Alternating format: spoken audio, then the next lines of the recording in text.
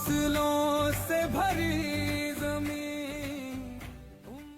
राष्ट्रीय चैतन्य का राष्ट्रीय चारित्र्यवान राष्ट्र बनाना और महानिर्माण करना, चारित्र्यवान राष्ट्र का महानिर्माण करना, यह अपने आप में बहुत बड़ी बात है। क्योंकि केवल उद्योग नहीं देना है। आज हम देखते हैं, अच्छा हुआ सरकार ने यह बहुत अच्छा एक स्टेप लिया कि जो ऑनलाइन जुगार खेलते थे उसे बंद कर दिया।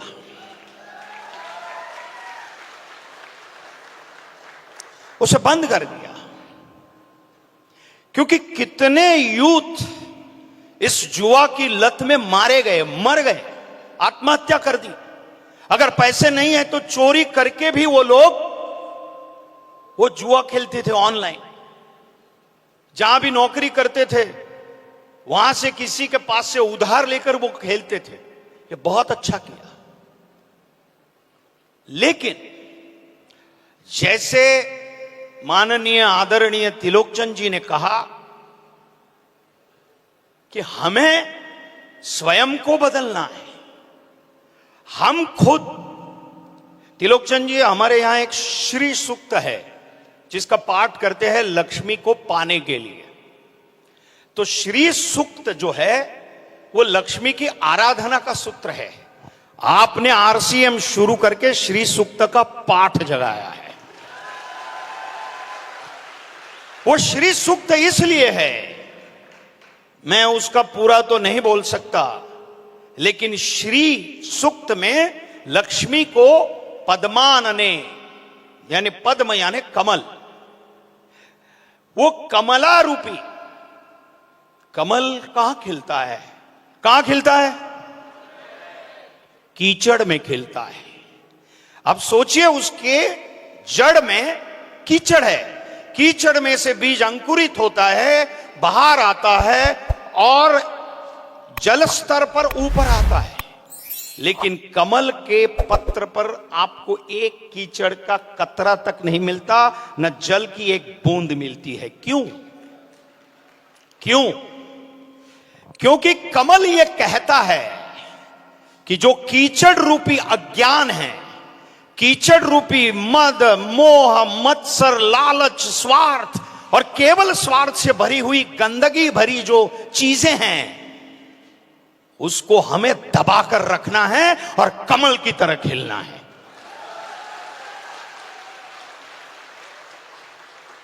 यह मैं नहीं कहता, यह श्री सूक्त कहता है, यह हमारे ऋग्वेद में कहा गया है। तो श्री सूक्त भी यही कहता है कि भैया लक्ष्मी यानी केवल धन, संपत्ति, वैभव, यह नहीं है। 8 प्रकार की लक्ष्मी है। धान्य को भी लक्ष्मी कहते हैं, संततों की भी, संतति को भी लक्ष्मी कहते हैं। गजलक्ष्मी है, विद्या लक्ष्मी है, 8 प्रकार की लक्ष्मी है। और मैं आज इसलिए कह रहा हूं कि आज मतलब 22 तारीख से नवरात्रि शुरू, आप सभी को अंबे मात की नवरात्रि की बहुत सारी शुभकामनाएं। तो ये नवरात्रि में जो माननीय आदरणीय त्रिलोकचंद जी ने कहा है उसका संकल्प ले लीजिए। आप संकल्प लेंगे? नहीं नहीं, ऐसे नहीं, भूख लगी है, जोर से बोलिए। ये संकल्प क्यों लेना है? ये संकल्प त्रिलोकचंद जी के लिए नहीं लेना है, केवल आरसीएम के लिए नहीं लेना। आरसीएम यानी आप ही हो, ये आपके लिए संकल्प लेना है। क्योंकि मैं संस्कारित रहूंगा तो आने वाली पीढ़ी को भी संस्कारित करूंगा। क्योंकि संस्कार आने वाली पीढ़ी को संस्कारित करता है और आने वाली पीढ़ियों को आकार देता है। और इसीलिए मुझे बहुत अच्छी बात लगी सर, एक तो ये आरसीएम को 25 वर्ष पूर्ण हुए हैं, इसलिए बहुत बहुत बधाइयां।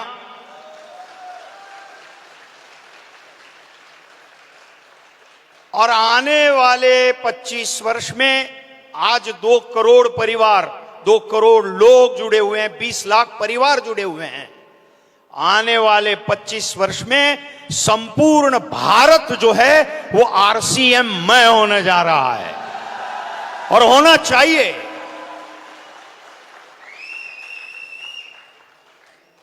होना चाहिए, क्योंकि लक्ष्मी की प्राप्ति केवल स्वार्थ से नहीं हो सकती। और जो लोग चोरी चपाटी से, स्वार्थ से लोगों को लूट कर, दबाकर, उसके सर पर पांव रखकर बड़ा होना चाहते हैं, उनका अंजाम क्या होता है वो हम सब पढ़ते हैं। लेकिन जितने भी चारित्र्यवान लोग हैं इस भारतवर्ष में, मैं उसमें से एक पात्र का पात्र निभाता हूं जिसका नाम है चाणक्य। आज से 2500 वर्ष पूर्व यह बात आपको लागू होती है सर। यह आरसीएम की जो कल्पना है ना, जिस निष्ठा से आपने ये बीज बोया है, तुकाराम महाराज कहते हैं कि शुद्ध बीजा पोटी फले रसाळ गोमटी। अगर बीज शुद्ध है, विचार शुद्ध है, कार्य शुद्ध है, दृष्टिकोण शुद्ध है और निर्धार शुद्ध है, निष्ठा शुद्ध है, तो ईश्वर भी आपके प्रयत्नों को रोक नहीं सकता। उसको आपको मदद करनी ही होगी, क्योंकि हर एक के भीतर ईश्वर बैठा है। हम कहते हैं कि आत्मा ही परमात्मा है, कोई भी धर्म हो।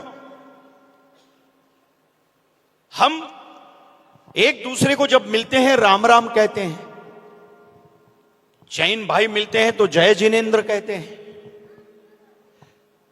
ये क्यों कहते हैं? क्योंकि हर एक में ईश्वर बसा है, और इसीलिए निष्ठा, कार्य करने की वृत्ति और मुझे जो करना है वो शुद्ध स्वरूप में होना चाहिए। भैया रात को 4 पैसे कम हो लेकिन नींद आनी चाहिए, चाहिए कि नहीं? चाहिए ना? वो नींद क्यों आएगी? ज्यादा पैसे होंगे तो विचार आएगा, अरे बाप रे वो इनकम टैक्स भरना पड़ेगा। नहीं तो जिनके यहां ईडियां लगती हैं आपको मालूम है कैसे लगता है, उनको रात को नींद नहीं आती। इसलिए स्वास्थ्य भी अच्छा होना चाहिए। हमारा स्वास्थ्य अच्छा हो तो हम कार्य अच्छा कर सकते हैं। रोज सुबह उठकर प्राणायाम करें, थोड़ा सा चले, आरोग्य अच्छा रखे, क्योंकि शरीर जो है वो मशीन है। वो मशीन चलने के लिए स्वास्थ्य अच्छा होना जरूरी है। हम भी करते हैं रोज, हमें तो एक्टिंग करनी है, 12-12, 13-13 घंटे खड़ा रहना पड़ता है। तो स्वास्थ्य अच्छा होगा तो कर्म करने की ताकत आएगी। स्वास्थ्य अच्छा होगा, प्राणायाम अच्छा होगा तो विचार भी शुद्ध आएंगे। शरीर स्वस्थ रहेगा तो विचार भी शुद्ध रहेगा। और दूसरी बात है सेवा। सेवा क्या है? सेवा के लिए कोई पैसे की जरूरत नहीं है, वृत्ति की जरूरत है। किसी एक व्यक्ति को अगर जरूरत है, आपके पास धन नहीं है लेकिन आपके पास विचार है कि इस व्यक्ति को हम मदद कैसे करें, इस व्यक्ति के पास कैसे पहुंचे, किसी और को फोन किया और उस व्यक्ति को मदद रूप बन गए।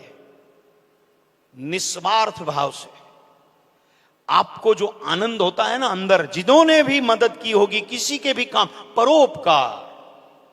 और हम मनुष्य ही अरे प्राणी करते हैं तो हम तो मनुष्य हैं, और कितने जन्मों के बाद हमको मनुष्य का जन्म मिला है। तो इस जन्म में केवल हम अपने व्यापार के लिए और अपना ही तिजोरी भरने के लिए त्रिलोकचंद जी ने आरसीएम नहीं बनाया है। भारत का हर नागरिक समृद्ध हो, संपन्न हो, विचार प्रवर्तमान हो और राष्ट्रीय निष्ठा हो और राष्ट्र का, समाज का कल्याण हो, इस हेतु से आरसीएम बनाया है। अब मैं चाणक्य की तुलना तो नहीं कहूंगा, लेकिन वो भी वही संकल्प था सर। आज से 2500 वर्ष पूर्व, ईसा पूर्व 320 बीसी में, जब अलेक्जेंडर, जिसे सिकंदर कहते हैं, वो जब हमारे भारत पर आक्रमण करते आ रहा था तो चाणक्य जो थे वो तक्षशिला विद्यापीठ यानी आज का अफगानिस्तान और ईरान से सटा हुआ प्रदेश, गांधार प्रदेश, जहां की गांधारी थी, वहां के वो कुलपति थे यानी कि चांसलर, वो कुलपति थे।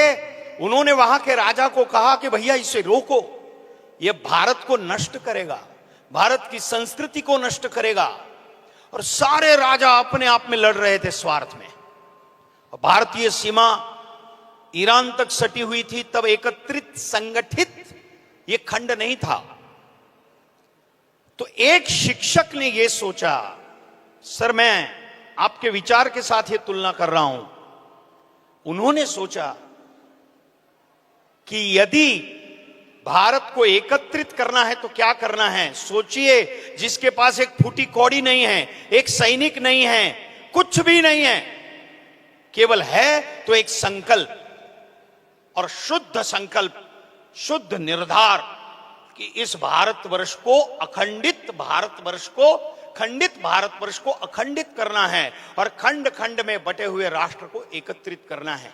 यह बात उन्होंने उस समय सोची और केवल 10-12 वर्षों में उन्होंने ये करके दिखाया और सम्राट चंद्रगुप्त को सम्राट चंद्रगुप्त बनाया और भारतवर्ष को अखंडित किया।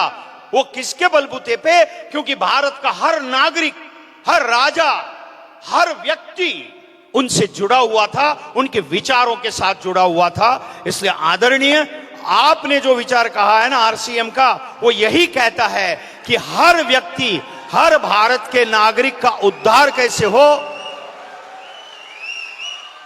उसका जीवन कैसे निष्ठावान बने और कैसे प्रेरणादायी बने। क्योंकि हम ये न सोचे कि हम क्या हैं, हम ये सोचें कि हम क्या बनना चाहते हैं। वो हमारा लक्ष्य जो है, हमारा गोल है, वो बिल्कुल साध के रहेंगे तो कोई भी चीज असंभव नहीं है इस दुनिया में। लेकिन जैसे सर ने कहा वैसा आप निश्चित रूप से करिए, क्योंकि उनकी बात से मुझे एक चाणक्य का डायलॉग बोलता हूं मैं, और मेरी वाणी को मैं विराम देता हूं क्योंकि लोग सुबह से आए हुए हैं। आपकी जो निष्ठा है ना सर, निष्ठा के पात्र होते हैं जन समुदाय, यानी आप निष्ठा के पात्र होते हैं जन समुदाय। उन जन समुदायों के सुख, उन सुखों की व्यवस्था और व्यवस्था का धर्म, यही केवल उच्चाशय है।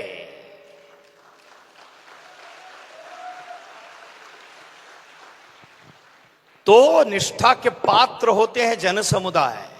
आरसीएम का विचार है जन समुदायों के हित, उनके सुखों की व्यवस्था और व्यवस्था का धर्म, यही आरसीएम का विचार है। और सर, मैं आपके इस विचार से बहुत ही प्रभावित हुआ। मुझे आपने आपके इस अद्भुत परिवार से मिलवाया, इसलिए आपका पुनः एक बार मैं आभार प्रकट करता हूं, अभिनंदन देता हूं आरसीएम को। और आरसीएम की ये रूपांतरण यात्रा जो है, उस रूपांतरण यात्रा को निश्चित रूप से सर, क्योंकि ये विचार शुद्ध है, निर्धार शुद्ध है और निष्ठावान है, इसलिए ये निश्चित रूप से सर सफल होगा, इसमें कोई शंका को स्थान नहीं है। और ये भारत सुदृढ़ होगा, भारत श्रेष्ठ होगा, और भारत की जो जीडीपी है वो भी चाणक्य चंद्रगुप्त के पीरियड जैसी होगी। बहुत बहुत धन्यवाद, बहुत बहुत आभार। और मुझे यहां पर बुलाया और आप सबको मिलवाया, इसलिए पुनः एक बार नमस्कार करता हूं, वंदन करता हूं। भारत माता की धन्यवाद।